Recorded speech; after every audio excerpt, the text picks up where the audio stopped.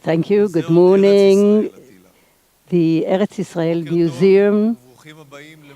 Welcome to Musa, the Eretz Israel Museum.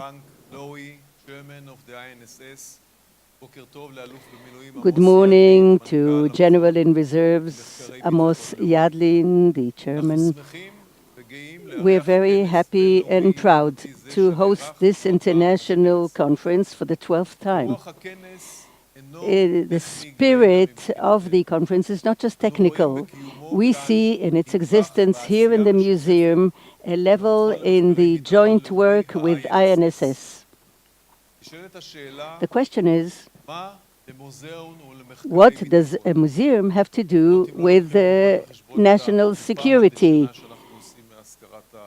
Of course, we make some money from renting the hall, but we are the Museum of the Land of Israel, and INSS deals with the security of Israel and the connection between two so different bodies. The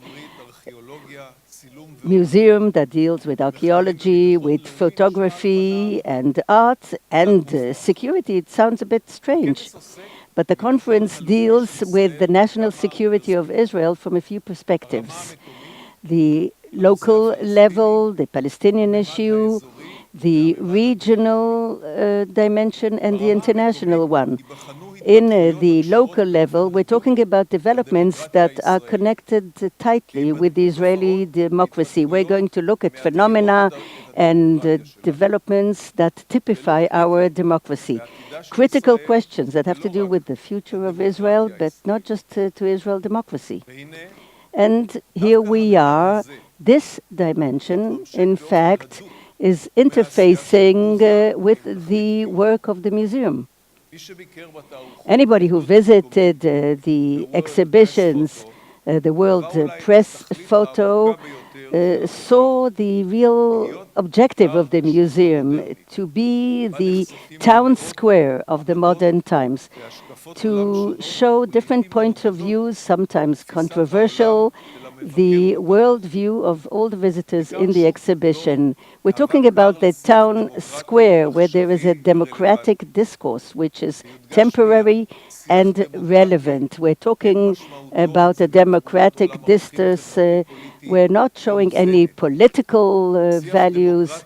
A democratic discourse does not mean talking superficially about positions. On the contrary, we are giving a real statement of values that we all base ourselves on, and a definite point of view, the point of view of the person who states.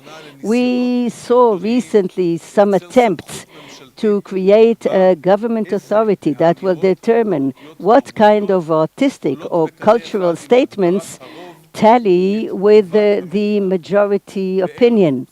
And these are not the correct ones, and the state is not going to help have them.